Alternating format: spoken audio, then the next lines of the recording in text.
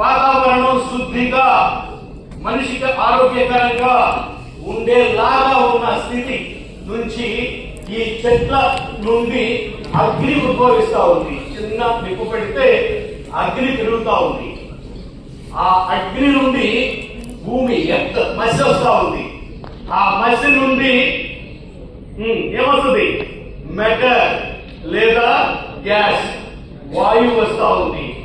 ఆ వాయువు మళ్ళీ నీరుగా మారి ఆ నీరు మళ్ళీ చెట్టు పెరగడానికి కారణమవుతూ energy cannot be created not destroyed లాగా శక్తి ఒక రూపం నుంచి ఇంకొక రూపానికి మార్పు చెందుతుంది తప్ప నాశనం కావటం లేదు అన్న వాస్తవం మనం గ్రహిస్తే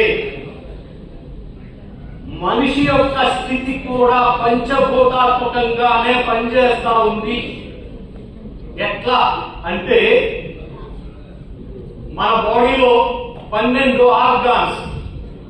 ఈ 12 ఆర్గాన్ అని పిలవాలి అంటే ఈ శక్తి విధానంలో ఒక ఆర్గాన్ అంటే 2 శక్తి ఛానల్స్ తో విశ్వంతో కలపబడి ఉంటేనే దాన్ని ఆర్గాన్ అని పిలుస్తారు.